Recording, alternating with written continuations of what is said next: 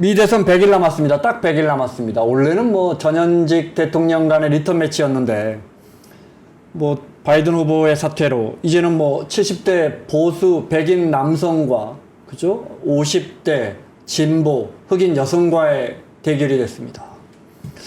이렇게 두 후보가 너무 대척점에 서 있다 보니까 그동안 잘 안 보이던 이슈들도 조금씩 선명해집니다.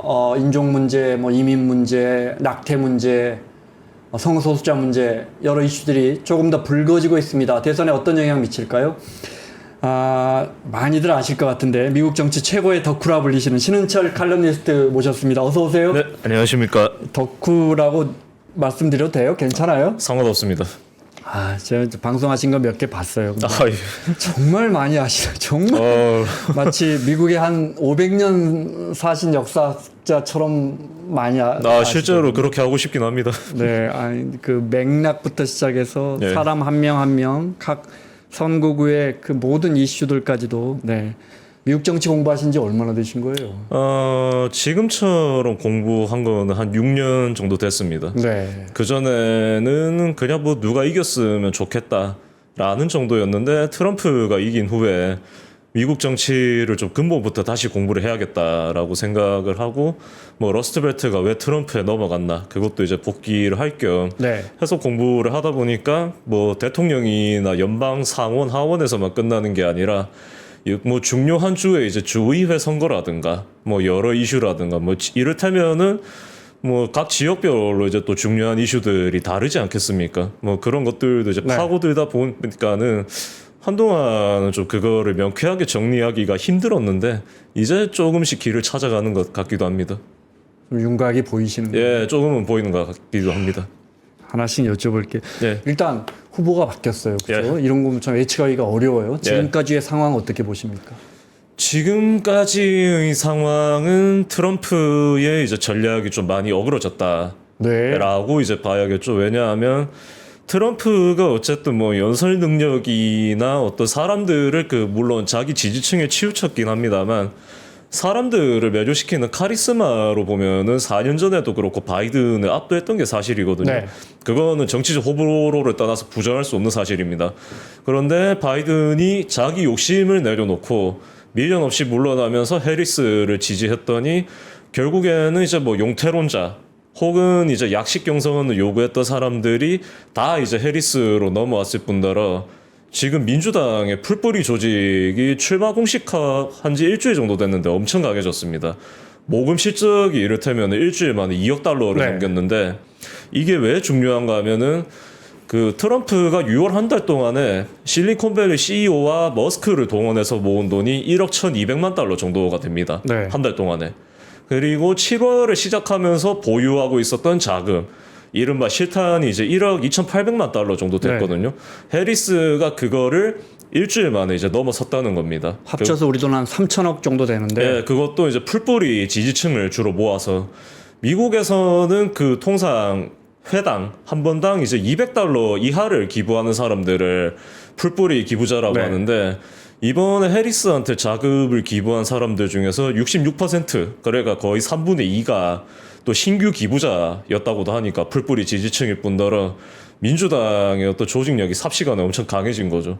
자원봉사자도 그 미국은 아무래도 영국 민주주의의 영향을 많이 받았다 보니까 캔버싱이라고 해서 정치가들이 집을 직접 찾아가서 사람들을 만나거나 아니면은 그 후보 한 명을 지지하는 조직들 민주당으로 치면은 이제 노조의 지역 지부 이런 사람들이 각 가정을 방문해서 홍보물을 전달하고 사람들하고 소통을 해야 되는데 그렇게 할 수 있는 자원봉사자도 일주일 만에 17만 명이 넘게 새로 들어왔습니다. 네. 주축은 이제 최대 35세인 이제 젊은 세대고요.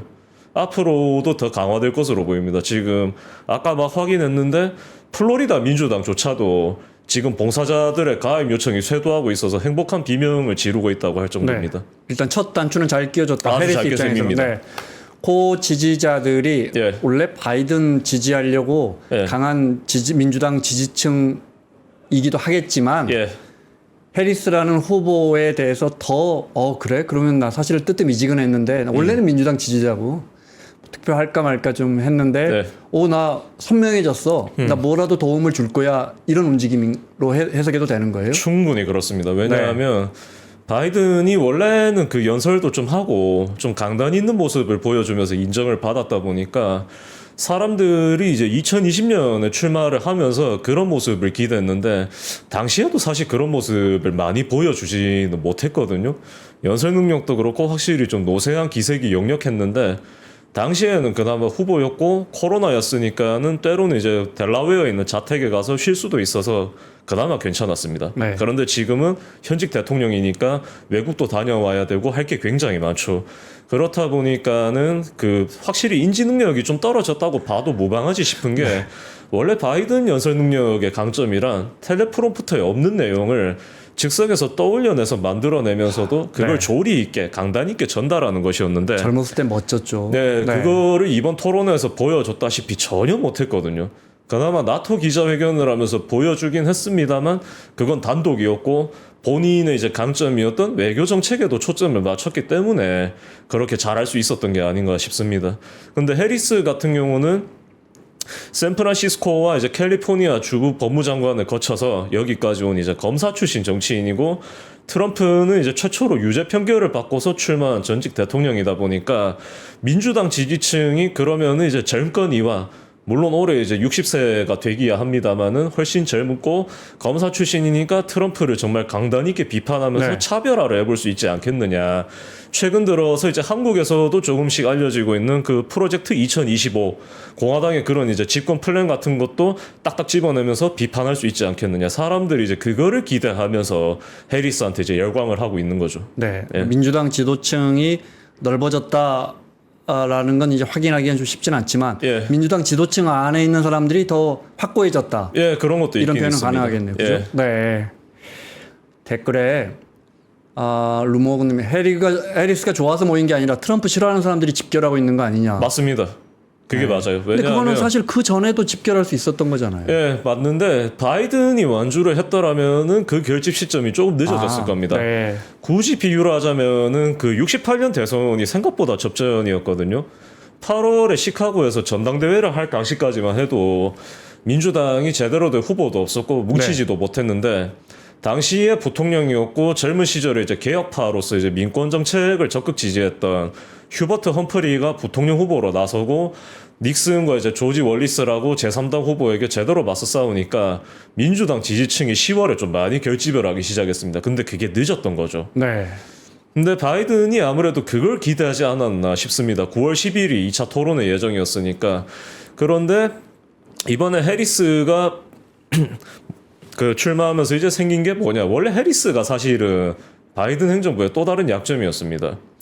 그 나중에 지구본 연구소 동영상 보신 분들 이제 들으실 텐데 해리스가 21년에 이민 이슈에 관한 이제 그 과제를 부여받고 네. 과테말라 쪽으로 갔습니다. 과테말라 쪽으로 갔다가 이제 그 관계자들을 만난 후에 기자회견인가 했는데 그때 해리스가 이제 카리브해와 중남미에 사는 이제 잠재적 이민자들한테 딱 잘라서 미국에 오지 말라고 해버렸죠. 자기 아버지가 그쪽 아니에요? 자메이카계니까 맞죠. 네. 거기다가 바이든이 히스패닉을 적극적으로 공략하진 않았어도 어쨌든 트럼프 특유의 이민 정책을 비판을 하면서 좀 리버럴한 면모를 보였으니까 차별화하는 모습을 보여줬어야 되는데 해리스의 그 한마디가 모든 걸 또 무너뜨렸다는 네. 거죠. 그렇다 보니까는 일단은 히스패닉계가 해리스를 굉장히 싫어했습니다. 어느 정도였냐면은 현직 그 캘리포니아 주 하원 의장이 있는데 히스패닉 출신인 그 사람이 해리스의 그 발언을 직접 비판하는 성명서를 주도해서 발표를 했을 정도였거든요. 민권단체들도 해리스를 별로 안 좋아했고 또 민주당을 선호하는 무당층은 무당층대로 바이든이 8년 임기 다 못 채울 것 같은데 재선을 한들 그러면은 이제 승계상 해리스가 바로 물려받을 네, 거 네. 아닙니까? 수정헌법 제25조를 감안하면.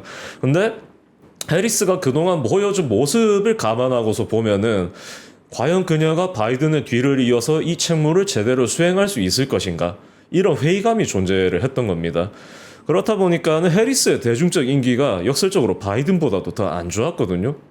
근데 이번에는 해리스가 대선까지 한 107일 정도 남은 시점에 바이든의 지지를 받으면서 전격적으로 대선 출마를 선언했다 보니까 무당층의 그 해리스의 능력에 대한 의구심 그 다음에 히스패닉의 이제 바이든 행정부의 이민 정책 포함한 이제 반감 그런 것들이 일거에 해소가 되고서 여론이 이제 해리스로 뭉치고 있는 거죠. 그러니까 저 말씀이 맞습니다. 네. 그 해리스가 그 해리스인데. 예, 네. 그게 참 우리가 모르는 우리가 아는 건 이제 저 캘리포니아 쪽에서 예, 자메이카계, 그다음에 어머니 인도계. 예. 뭐 우리가 아는 건 진짜 저 네이버 인물 사전에 나오는 정도의 해리스입니다. 네. 네.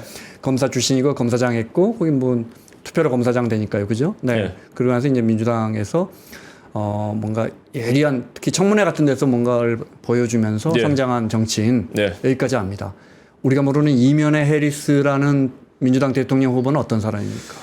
일단은 그녀가 의외로 흑인 정체성을 적극적으로 내세우진 않았습니다. 네. 캘리포니아 주 법무장관 시절만 하더라도 사실 흑인 사회에서 기대를 좀 많이 했었는데 본인 스스로가 그런 것과는 좀 거리를 두다가 나중에 연방상원의원에 2016년에 나가서 당선되고 아까 그 기자님께서 말씀하신 바와 같이 상원의 사법위원회를 배정받은 후에 트럼프를 이제 여러 문제로 비판을 하면서 주목을 받으니까 네. 그때부터 흑인 정체성을 조금씩 적극적으로 내세우기 시작을 했거든요. 근데 그 아무래도 이민자의 딸이고 하다 보니까는 그 정체성 자체를 오바마보다는 좀 덜 확립한 채로 대통령에 도전했다고 해도 틀리진 않습니다. 오바마는 그래도 20대 시절에 시카고에 정착을 해서 시민운동도 하고 나중에 정치 활동도 하면서 흑인들과 조금씩 이제 동화를 해나갔거든요. 그래서 이제 46, 47좀 됐을 때 대통령에 나가서 그렇게 뽑힐 수 있었던 건데 해리스 같은 경우는 대선에 처음 도전했을 때 그러니까 2019년 당시에 이미 54세에서 55세였습니다. 그렇다 보니까는 자신의 그 흑인 정체성을 제대로 정립하고 홍보를 하려고 민주당 대통령 경선 1차 토론회 그러니까 2019년 6월 당시에 바이든을 겨냥해서 무슨 공격을 했냐면은 버싱 정책이라고 예나 지금이나 미국 사회를 정말 이제 갈라놓고 갈등하게 했던 정책이 하나 있습니다. 뭔가 하면은 흑인 학생들도 질 좋은 교육을 받을 수 있도록 백인 학생들만 다니는 도심의 명문 학교에 버스 태워서 보내는 정책이거든요. 네. 바이든이 70년대 이제 초선 상원의원 시절에 지역 백인 중산층의 민심까지 고려를 해야 되니까 민권을 지지하는 것과는 별개로 그 버싱 정책에 찬동을 하진 않았습니다. 백인 유권자들을 의식해서. 네. 그렇다 보니까는 이제 젊은 세대였던 흑인들이 보기에는 1994년에 바이든이 상원 사법위원장 시절에 통과시켰던 그 일명 삼진 아웃제와 마찬가지로 이 사람을 정말 흑인을 지지하는 사람으로 보기는 어렵지 않겠느냐.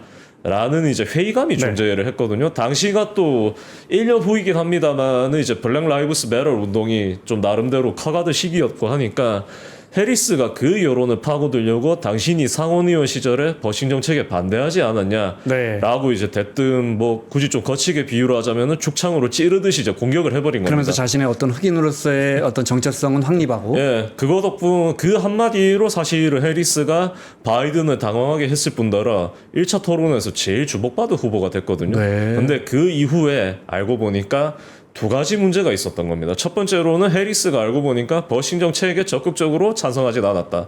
둘째로 자신의 관점을 일관성 있게 정립하고 제시하지 못했다.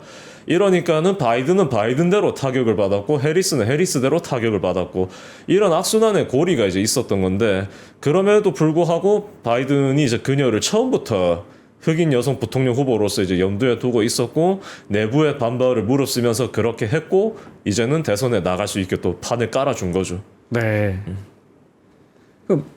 말 나온 김에 그럼 이제 벤스 부통령 후보는 어떤 사람입니까?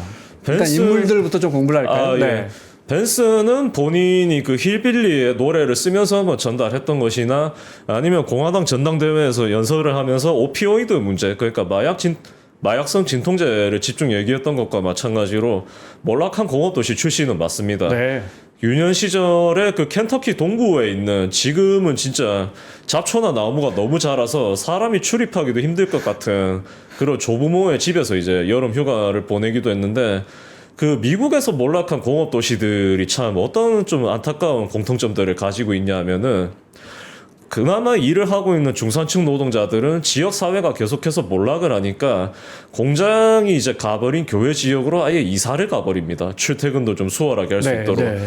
그럼 지역에 남은 사람들은 실직을 했으니까 돈이 없어요. 돈이 없으니까는 병에 걸렸다 치면은 병원에 가기가 힘들 거 아닙니까? 네. 그럼 당연히 병원에 안 가겠죠. 못 가거나. 그러면은 병원은 병원대로 환자가 부족하니까 문을 닫게 되어 있습니다. 네. 주정부가 지원을 안 해주면은 버틸 수가 없으니까 결국에는 문을 닫거든요. 그렇게 해서 건강보험 체계가 무너지면은 그 틈을 파고든 게 바로 마약성 진통제인 겁니다.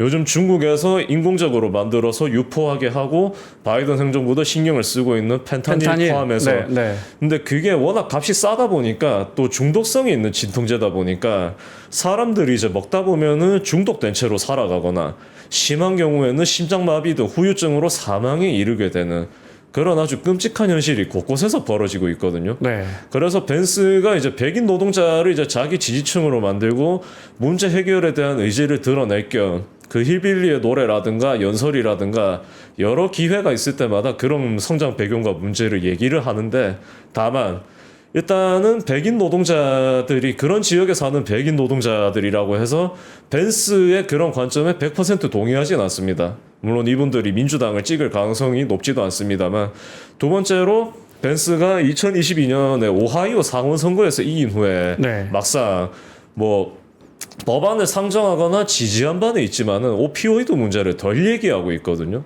전당대회나 이런 좀 큰 기회가 있을 때나 얘기를 하는 수준인 겁니다.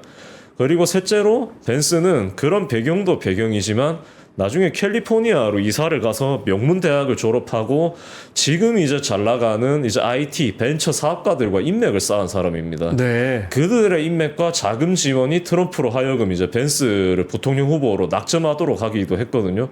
그렇기 때문에 벤스도 결국에는 민주당의 많은 정치인들과 마찬가지로 엘리트로서 성공하기도 한 그런 노동자 집안 출신이라고 보시면 될 것 같습니다. 네. 힐빌리의 노래라는 게 우리로 따지면 이제 흑수저 같은 예, 흑수저죠, 개념이죠. 실제로. 예. 근데 예, 거기서 나와서 어렵게 자랐지만 그 정서를 갖고 있는 성공한 엘리트가 아니고 힐빌리의 노래는 그냥 서민들 이야기하는 겁니다. 그렇죠. 네. 그러니까 벤스는 계속해서 자신을 그런 정체성으로 하고 내세우려 있지만 하는 거죠. 예. 러스트벨트의 이번 선거에 키를 쥐고 있다는 중산층 또는 서민 백인들 입장에서는 어떻게 보면 우리 친구 같기도 하지만 예. 어떻게 보면 사실 너도 그냥 잘 나가는 백인이잖아. 좋은 그럴 학교 수도 있다는 나와서 거죠. 성공한. 예. 네. 그렇게 되면 이제 표로 이어지지는 않겠군요. 네, 근데 그렇기 때문에 오히려 트럼프가 벤스를 선택하지 않았을까 싶은 게 지금 물론 이제 바이든이 해리스가 출마할 수 있도록 길을 닦아줬기 때문에 다소 결과론적인 얘기이긴 합니다만 트럼프가 정말로 소수 인종과 대도시 근교에 거주하는 여성 표까지 잡고 싶었다면 마르코 루비오를 부통령 후보로 고르거나 그 플로리다의 삼선 연방 상원의원이 네, 네. 있거든요. 쿠바게인. 아니면은 이번에 경선 당시에 자기에 맞서는 가장 강력한 경쟁자였던 니키 헤일리 전 유엔 주재 대사라도 지명을 여성으로? 했어야 네. 합니다. 근데 트럼프의 성정 자체가 자기에게 계속 맞서 싸우는 주류를 별로 안 좋아합니다. 거기다가 루비오 같은 경우는 과거에 이제 이민 개혁을 지지한 바도 있고 2016년 경선 당시에 어떤 실수를 했냐면은 그 크리스 크리스티라고 역시 그 검사 출신인 전직 뉴저지 주지사가 루비오한테 당신은 2008년 당시에 오바마와 마찬가지로 젊고 총명해 보이지만은 경험이 없다. 대통령이 되면은 무엇을 할 수 있겠냐는 식으로 질문을 하니까 루비오가 이제 오바마를 비난하면서 자기는 오바마와 다른 식으로 가겠다는 식으로 다소 유체이탈식 답변을 했습니다. 처음에는 박수를 받았는데 후속 질문 3건에 대해서도 똑같은 답변을 해버립니다. 그러니까 한 5, 6분 정도 되는 사이에 네. 똑같은 답을 4번이나 해버린 거죠. 그걸로 루비오의 대권 과도가 끝나버렸거든요. 네. 그 임팩트가 아직도 굉장히 큽니다. 플로리다가 이제 원래도 공화당이 세기는 했습니다만은 히스패닉 특히 이제 쿠바계와 베네수엘라계의 이제 공화당 결집과 그다음에 이제 플로리다의 더 빌리지스라고 하는 이제 중부의 계획 도시가 있습니다. 거기에 정착한 이제 65세 이상 장년층은 저희가 이제 막연하게 알고 있는 리버럴한 장년층이 아니라 공화당 우세주에서 태어나고 일도 거기서 한 다음에 퇴직을 해서 플로리다에서 내려온 보수파들입니다. 그분들이 또 노년층이 또 어느 나라가 사실 투표를 제일 적극적으로 하거든요. 네, 네. 연금 이슈도 그렇고 워낙 민감한 이슈가 많다 보니까 그런 분들이 이제 공화당을 찍다 보니까는 쉽게 당선된다 뿐이지 임팩트는 없긴 합니다. 그렇다 해도 트럼프가 이제 히스패닉한테 공을 정말 들이고자 한다면은 루비오 정도를 찍거나 아니면 자신의 약점인 대도시 근교에 거주하는 이제 여성들을 네. 이제 정말 포섭을 하고 싶으면은 니키 헤일리. 헤일리를 데려왔어야 되는데 그러면 벤스를 왜 골랐느냐? 벤스는 펜스하고 한번 비교해 보시면은 펜스를 트럼프가 고른 이유는 크게 두 가지입니다. 인디애나의 이제 사회문화 보수파다 보니까는 백인 기독교도의 표를 최대한 뭉치게 할 수 있다. 그거랑 두 번째로 주류 보수파들을 어느 정도는 이제 자기 밑으로 뭉치게 할 수가 있다. 네. 근데 이제는 펜스가 필요가 없죠. 왜냐하면은 주류 보수파들도 많이 자기한테 넘어왔을 뿐더러 백인 기독교도 중에서도 대표적인 보수파들, 백인 복음주의자들은 이미 트럼프의 콘크리트 지지층입니다. 네. 그러니까 펜스가 더 이상 필요가 없죠. 그런 맥락에서 보면은 트럼프는 이미 백인 노동자들의 절대적인 신임을 받는 사람입니다. 이제는 기독교도이기도 한 백인 노동자들한테는 거의 메시아 같은 존재거든요.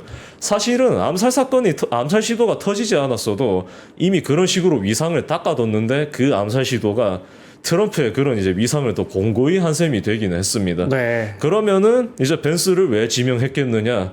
주류와 다르게 자기 밑으로 들어온 사람이니까.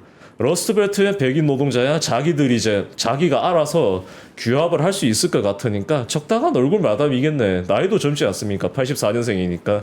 그래서 그런 거라 봅니다. 또 부인이 인도계 여성이니까. 네. 예. 그러니까 얼굴 마담을 내세운 거라 봅니다. 좀 거치게 말하면. 네. 예. 펜스 부통령 하면 저희 같은 사람도 딱 이미지가 전형적인 와스프라 그럽니까?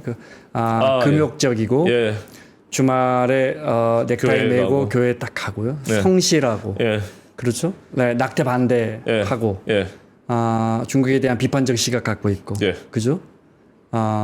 그런데 전형적인 미국의 오늘을 만든 백인들 주류 사회. 근데 그 표는 이미 트럼프는 다 많이 흡수하고 있어서 예. 더 이상의 그런 이미지는 필요 없다. 그렇죠. 네, 차라리 벤스처럼 그냥 젊고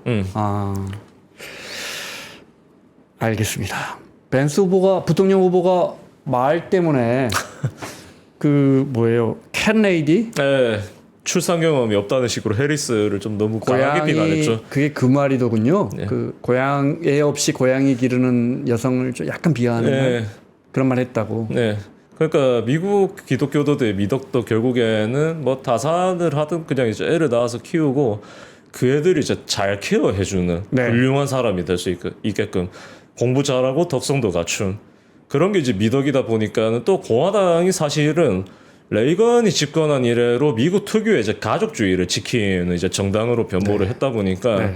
벤스가 이제 그런 공격을 할 법도 했습니다만은 벤스가 이제 그 2022년 상원 선거 당시에 임신 중절을 거의 좀 원리주의적으로 반대하는 스탠스를 적극 취했다 보니까는 졸지에 이제 그 해리스에 대한 비난이 자신의 임신 중절 스탠스를 부각시키고 만 거죠.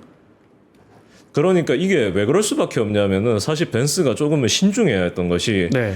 이제 미국 여성들의 관심사는 임신 중절 보장 정도가 아닙니다. 임신을 했을 때 동반되는 후유증이라든가 아니면은 이제 선천적 뭐 기형인 이제 태아를 임신했을 경우에 생기는 문제라든가 산모의 생명이 정말 위독한 경우라든가 이런 이제 임신을 한 이후에 나오는 그런 여러 가지 문제들도 얘기를 하기 시작을 했거든요. 그렇기 때문에 무턱대고 애를 낳아서 키우는 게 최고의 미덕이다라고 얘기를 했다가는 그런 여성들을 더 분노하게 할 수가 있는데 네. 어떻게 보면 벤스가 그 불을 질러버린 셈이죠. 스스로. 저 미국 영어 표현을 제가 잘 모르겠는데 임신 중지 예. 뭐 이런 용어가 좀 신중해졌더군요. 그 예. 부분이. 네, 제가 정확하게 원어를 그 모르겠는데. 아무래도 좀 이미지가 낙태 안 이렇게 좋긴 쓰지 하니까 않고요. 네. 민주당에서 두 가지로 가죠. 임신 중절 네. 혹은 여성 재생산권. 네. 예, 그런 식으로 좀 이제 포장을 하려고 하죠. 네. 벤스가 그 말을 했을 때는 근데 사실 해리스 후보가 대통령 후보가 될 거라고 생각 못했던 그럴 수도 그때 있습니다. 시점이니까. 예. 네, 지금 보면 이제 그 말이 다시 문제가 돼서. 네. 네. 해리스가 과거에 했던 말, 벤스가 과거에 했던 말 이게 디지털 시대라 모바일 시대라 다 우리 정치도 마찬가지고 그때 했던 말 다 튀어나오니까 네. 과거에 벤스 부통령 후보가 트럼프에 대해서 굉장히 적나라하게 비판했던 것도 다 튀어나오더군요. 그걸 심지어 폭스뉴스 앵커가 그 재차 언급하면서 벤스를 직접 들볶은 바도 있습니다. 네. 그런데 이제는 딱히 의미가 없죠. 벤스는 어차피 이제 친트럼프 정치인이기 때문에 생각보다는 의미가 없습니다. 그냥 벤스가 트럼프 후보 앞에서 좀 낯뜨거운 거 말고 큰 영향은 없는 거군요. 심지어 적나라하게 비난했었던데. 심지어는 트럼프 본인이 아예 22년 상원 선거 당시에 무슨 말을 했냐면은 그 미국에서는 비위를 맞춘다는 걸 좀 비하하는 표현으로 할 때 누가 누군가의 엉덩이에 키스를 한다 이런 식으로 말하거든요. 그걸 아예 트럼프가 유세 당시에 직접 얘기를 했던가 그렇습니다. 그걸 그리고 그 민주당의 상원 후보였던 팀 라이언 전 하원 의원이 토론회 당시에 직접 꺼낸 바도 존재합니다. 헤일리 후보는 보기에도 뭔가 좀 세 보이고 네. 벤스 후보는 좀 이렇게 부드러워 보여요. 근데 예, 이제 예. 말씀하신 것처럼 납작 엎드렸기 때문에 트럼프도 자기한테 저항하는 사람들을 안 좋아하니까 예. 그래서 벤스 후보가 예. 부통령이 됐다. 알겠습니다. 판이 좀 뒤집히고 있습니까? 여론조사 상으로는 아직은 그 암살 시도의 여파가 존재하긴 하니까 해리스가 뭐 바로 제쳤다든가 뭐 유의미하게 추격을 했다든가 그 정도는 아닙니다. 30세 미만 젊은 세대만 하더라도 해리스가 과연 그 하마스 이스라엘 간의 휴전협정 성사에 뭔가 좀 힘을 보탤 수 있을 것인가 이거를 좀 관망을 하고 있다 보니까 30세 미만 지지율이 민주당의 바람대로 60%를 넘기지 못했거든요 아직은. 근데 어떤 면에서 판이 바뀌었냐 하면은 바로 소수인종의 결집입니다. 히스패닉은 서두에서 말씀드린 바와 같이 이제 어쨌든 트럼프가 훨씬 더 최악인 것 같으니까 자기들이 보기에는 해리스에 대한 그 실망과 반감을 제쳐놓고 일단 해리스를 대통령으로 뽑고 보자 이러면서 이제 뭉치기 시작을 했습니다. 네. 그다음에 두 번째로 이제 흑인들 같은 경우는 당연히 뭐 오바마의 대통령 당선도 지켜봤는데 이제는 흑인 정체성을 가지고 있는 여성 후보가 대통령으로 나왔네 이러니까 국내 언론 기사에도 나온 뭐 디바인 나인 정도만 그런 게 아니라 미시시피나 아칸소 그러니까 남부에서 이제 공화당을 지지하는 농촌주들 그런 곳에 사는 소수파인 흑인 여성들도 해리스의 출마에 굉장히 열광하고 있거든요. 근데 이게 중요하기는 할 겁니다. 왜냐하면 그 히스패닉 지지율은 그 출신 국가에 따라서 좀 영향을 많이 받습니다. 네. 아까 말씀드린 바와 같이 쿠바계나 니카라과계 그다음에 베네수엘라계는 예전에 냉전 시기에 사회주의를 경험을 했거나 아니면 현 시기에 국가 사회주의를 몸소 경험을 했던 사람들이다 보니까 사회주의 이미지를 가지고 있는 민주당이라면은 그냥 본능적으로 경기를 일으키게 되어 있습니다.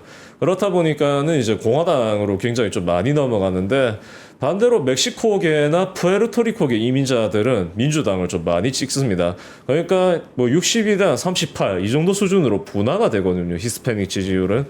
근데 흑인 지지율은 대통령 선거로만 이제 한정을 시켜서 말씀을 드리면 공화당이 2008년, 2012년, 2016년, 2020년 요 네 번 다 통틀어서 지지율 10%를 넘긴 바가 없습니다.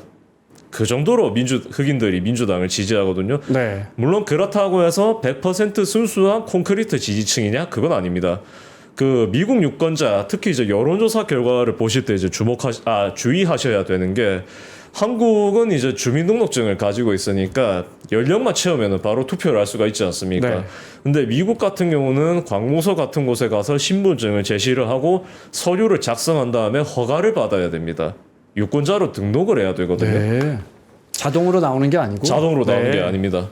그렇다 보니까는 이제 그 주정부가 올린 이제 자료 등을 참고해서 그 각 정당을 지지하는 이제 등록 유권자들이 어느 정도 되는가를 이제 알아볼 수가 있거든요. 근데 흑인들 같은 경우는 한 민주당에 가입한 사람들이 한 60 정도 된다고 치면 나머지 40 중에서 한 25에서 30은 무당층이고 10%가 공화당이다. 이렇게 보시면 됩니다. 그러니까 당적으로만 보면은 민주당을 완전히 지지하진 않는데 역사적으로 보면은 공화당이 흑인은 좀 적대적이기는 했으니까 물론 트럼프는 조금 다르게 나가고 있긴 합니다만 공화당이 너무 백인 일색이긴 하니까 좀 꼭 참고 민주당을 찍어주는 것도 있다는 거죠.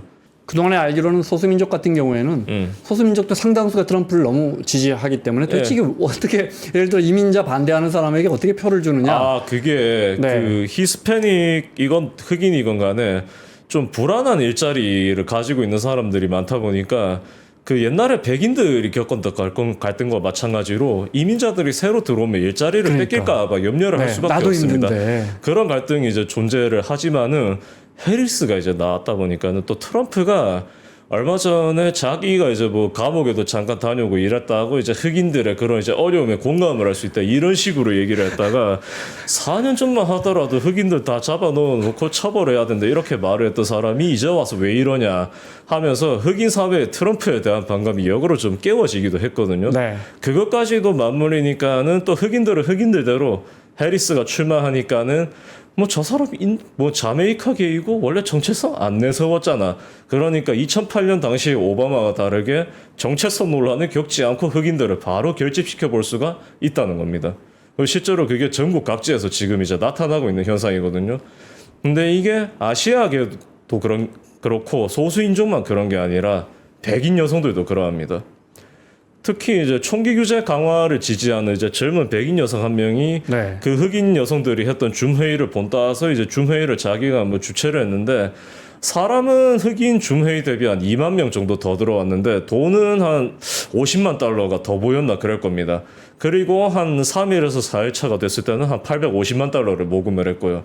그 말인 즉슨 대졸 백인 여성들이 다시 트럼프에 대한 반감을 드러내면서 역시 또 해리스로 뭉치고 있다고 볼 수 있다. 네. 그러면은 여론조사 결과가 어떻게 나오든 간에 특히 이제 대도시 교회에서 접전이나 트럼프 리드로 나온다 해도 밑바닥 지형을 봤을 때는 이제 해리스가 그들의 표를 결집시켜서 교회에 나설 수도 있다. 이렇게 봐야 된다는 겁니다. 왜냐하면 미국의 여론조사는 그 뭐 월스트리트 저널이 양당 소속 여론조사 전문가 한 명씩한테 뭐 의뢰를 한다든가 하는 식으로 나름 객관성을 보장하려고 노력을 하는데 한국과 다르게 심의를 안 받습니다.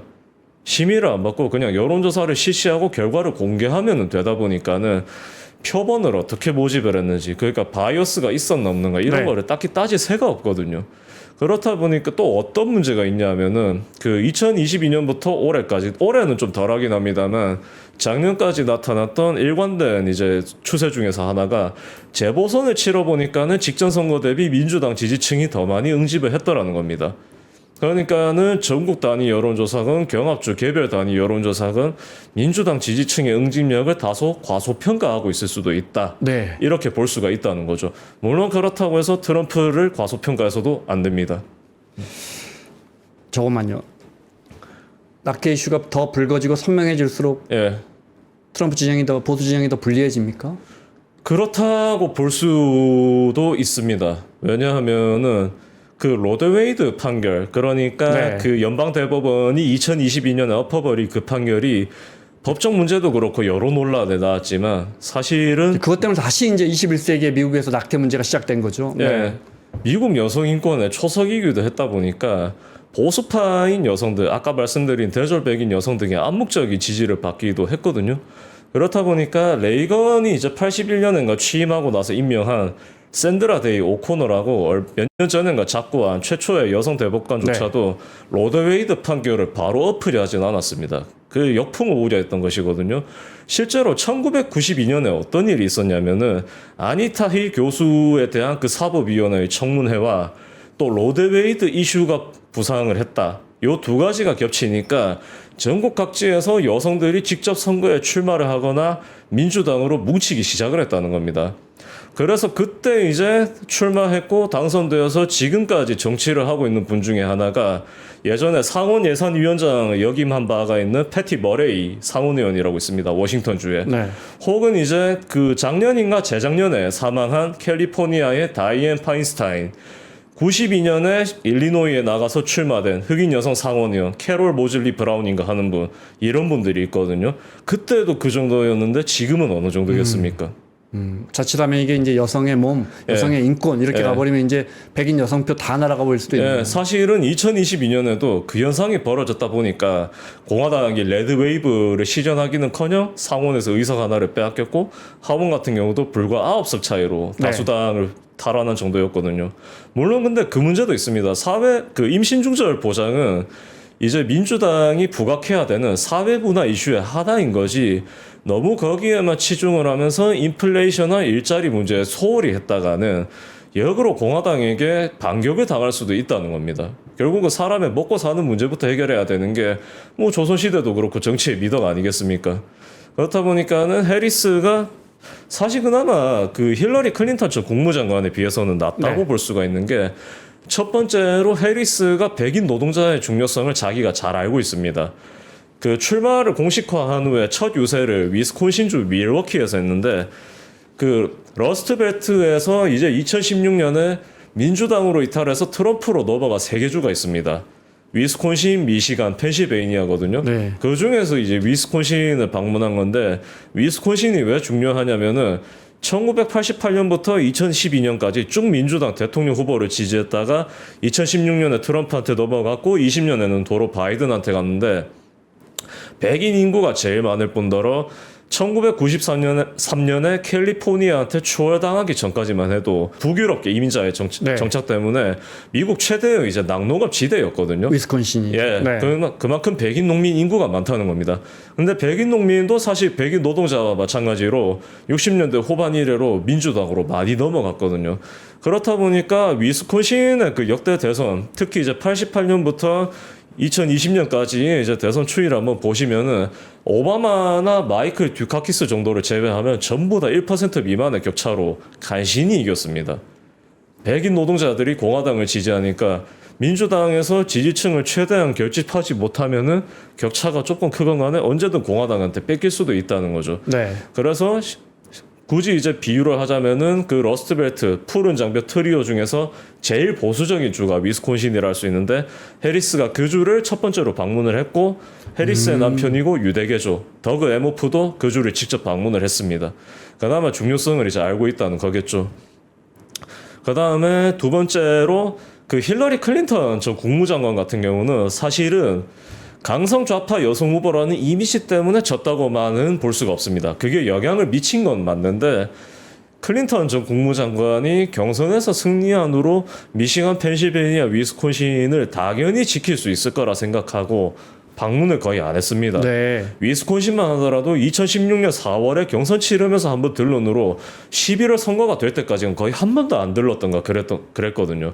그렇다 보니까는 민주당 지지층도 사실은 기득권 이미지라든가 건강 뭐 논란이라든가 여러 가지 이슈 때문에 클린턴 전 국무장관을 별로 안 좋아했는데 당연시하면서 지역을 안 오니까 투표를 안 해버린 겁니다. 백인 노동자건 흑인이건. 공화당 찍은 건 아니고. 예, 네. 너무 자만을 했던 거죠. 네.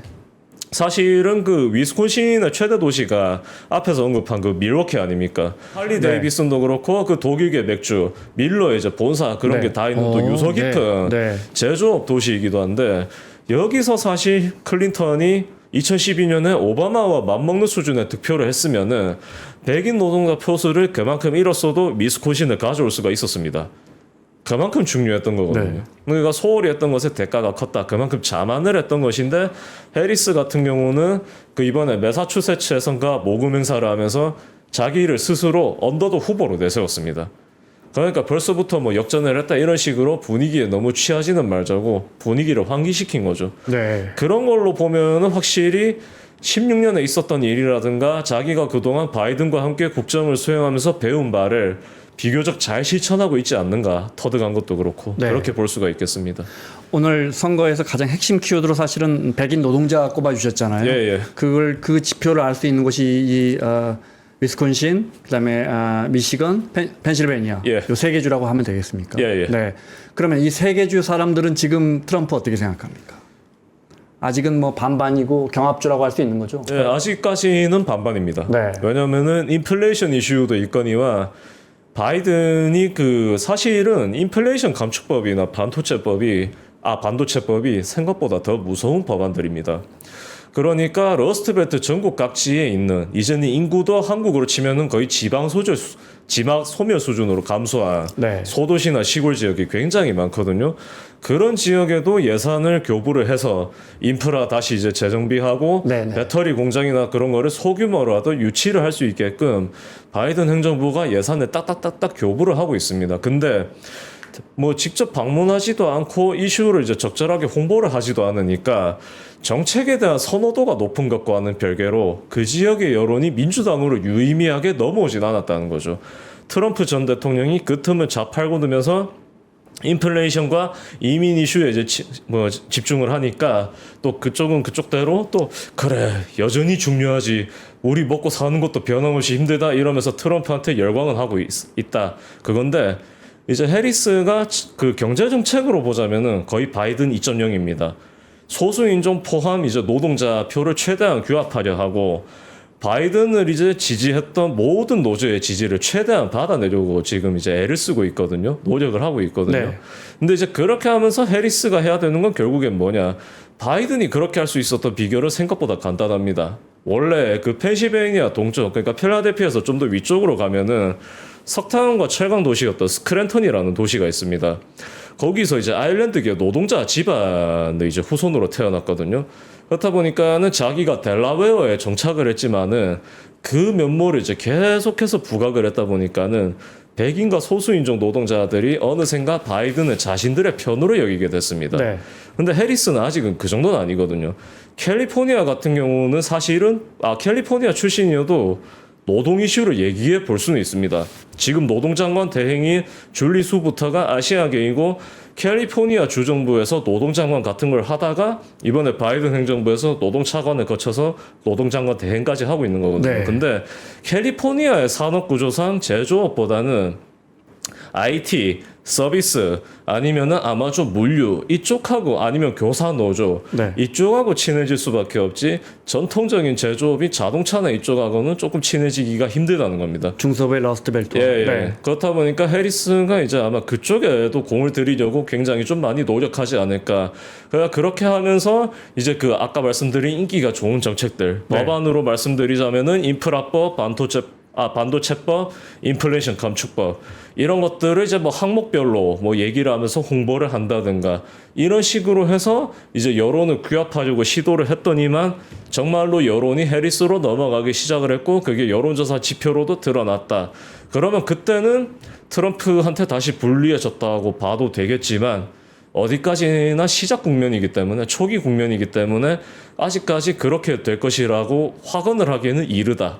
이렇게 말씀드릴 네. 수가 있겠습니다. 인플레이션 감축법은 사실 그 세 개 법안이 예. 사실은 그냥 바꿔 말하면 돈 풀기 해가지고 확실하게 하나씩 꽂아주겠다. 예, 예. 뭐 이런 거거든요. 예, 예. 근데 그것이 뭐 어느 정도는 효과를 보고 있을 수 있다. 예. 네, 그건 더 지켜봐야겠다.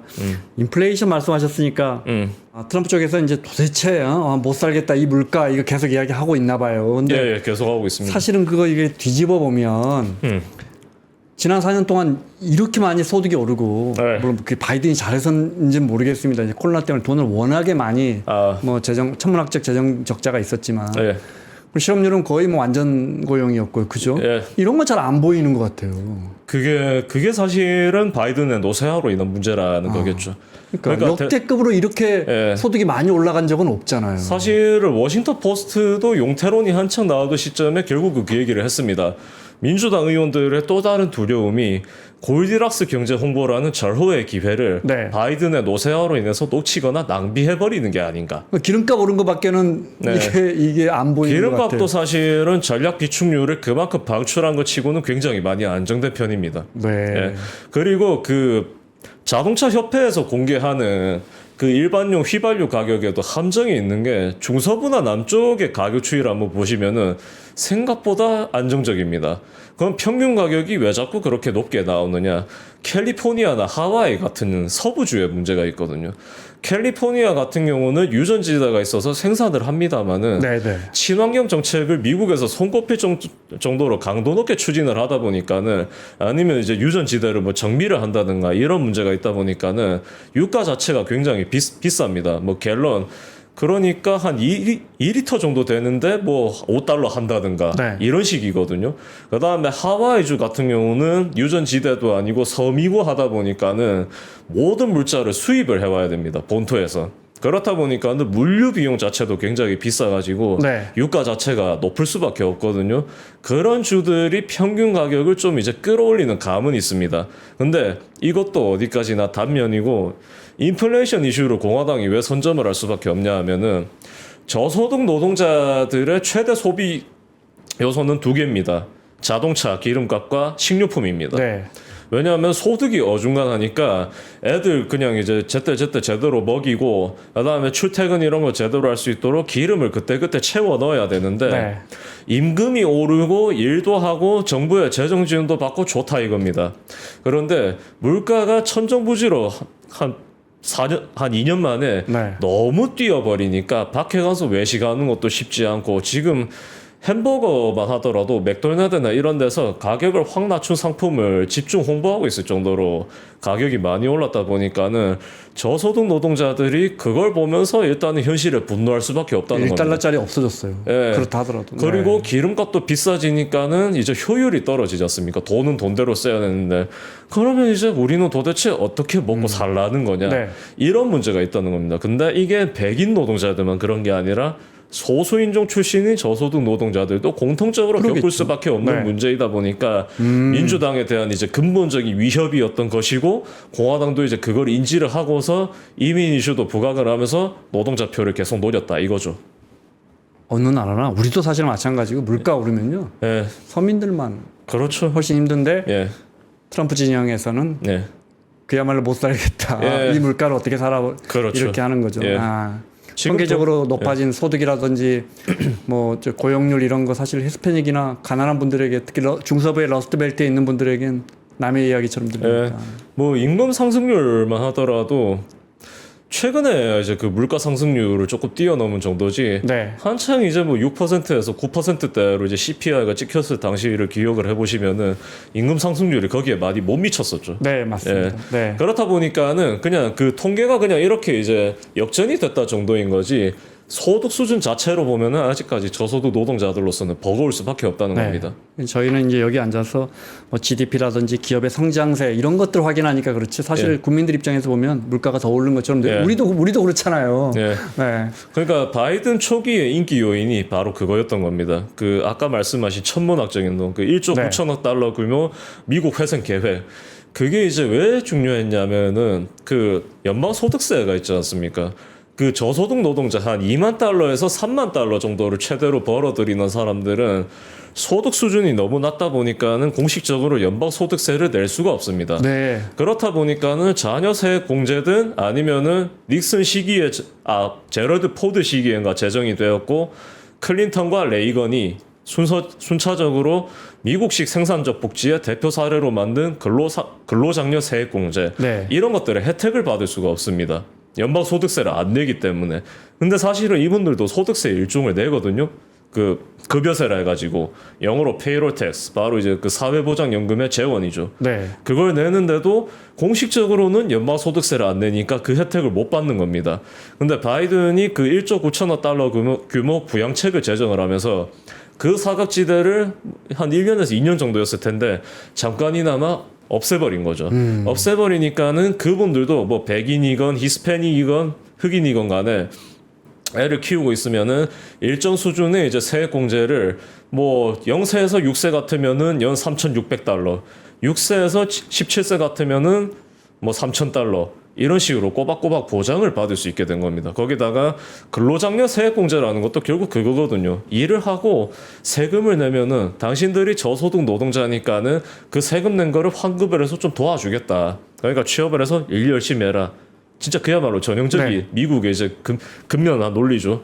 그런 걸 이제 하다 보니까는 이제 저소득 노동자들이 그 시기에는 물가가 오르긴 했어도 상승률이 2022년만 하지는 않았거니와 일자리가 늘어나고 기업들도 그 시기에는 노동자들을 채용을 하려면은 임금을 팍팍 높여야 하다 그럼요. 보니까 뭐, 혜택도 네. 그렇고 임금 상승률이 그때도 인플레이션보다 조금 높기는 했을 겁니다. 그러니까 좀 이제 살만은 했었던 거죠. 그러니까 그분들이 이제야 우리를 위한 정책을 추진하는 정부가 들어서는 건가 이러면서 바이든에 대한 기대를 해봤는데 아프가니스탄 철군도 제대로 처리 못해 인플레이션 문제도 제대로 대처 못하는 것 같아 흔들려 버리는 거죠. 네. 그리고 그 와중에 80대가 되니까는 노쇠화한 기석이 너무 역력하고 그런 문제가 네. 있었던 겁니다.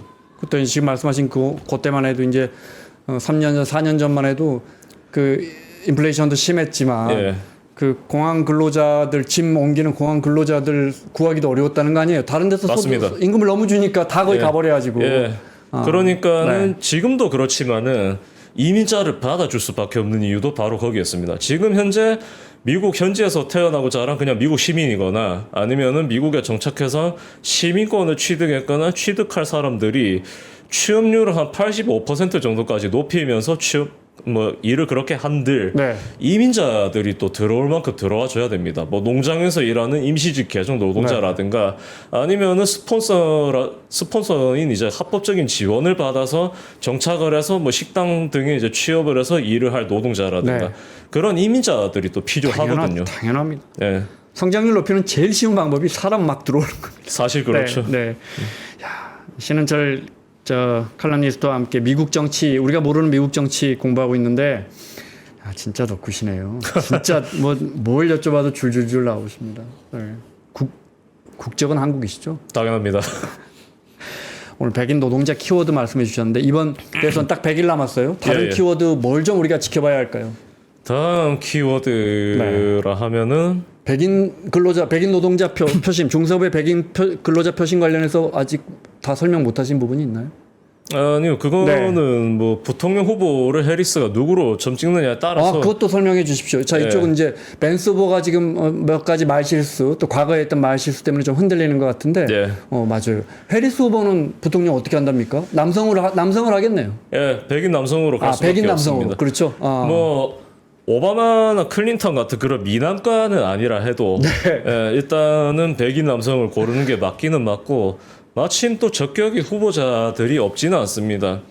민주당이 이제 공화당에 이제 관심을 끌도록 그러니까 좀 거치게 말하면은 어그로를 끌고자 한다면은 네. 로이 쿠퍼 노스캐롤라이나 주지사를 지명하면 됩니다. 왜죠? 노스캐롤라이나는 아직까지 이제 공화당 우세인 이제 경합주의인데 민주당으로서도 투자할 가치는 충분히 있거든요.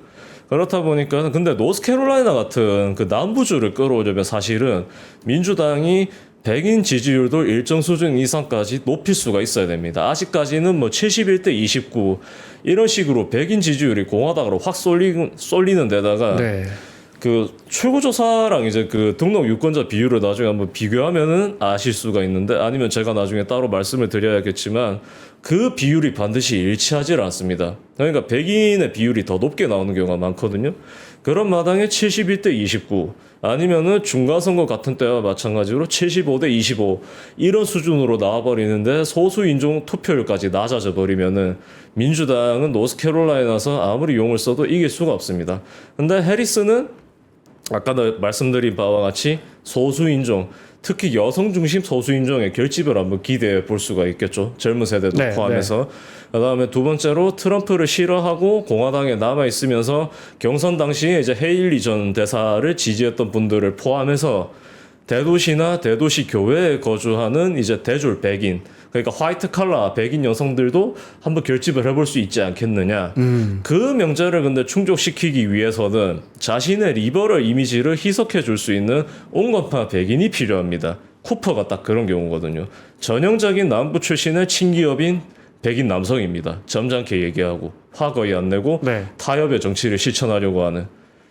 근데 쿠퍼 같은 경우는 그런 강점을 가지고 있습니다만은 노스캐롤라이나 자체가 민주당이 정말로 전력 투구할 정도는 아직까지는 아닐 뿐더러 해리스보다도 나이가 많습니다. 57년생인가 그렇거든요. 네. 그러니까 해리스가 올해 이제 60이 되는 만큼 트럼프와 차별화하는 것과는 별개로 자기보다 나이가 많은 사람을 조금 꺼릴 수도 있지 않겠느냐. 그런 식으로 본다면은 쿠퍼가 단점을 가지고 있는 것도 맞기는 합니다. 다만 쿠퍼가 그 노스캐롤라이나 주단위 선거, 네. 그러니까 주 법무장관 4번, 주지사 2번 단 한 번도 진 적이 없습니다. 조직도 튼튼하고 기반도 탄탄하다는 거겠죠. 심지어 2016년에는 온건 보수파였다가 강성파로 전환한 현직 주지사를 낙선시켰거든요. 그 정도니까는 해리스가 쿠퍼를 지지한다. 그러면은 노스캐롤라이나의 정말로 진심이다. 로이 쿠퍼 같은 경우에 예. 그 중서부의 백인들이 느낄 만한 아까 그 힐빌리의 그런 정서가 있습니까? 좀 그런 정서가 있는 남성 백인 부통령 후보가 있으면 딱 떨어지는 거 아니에요?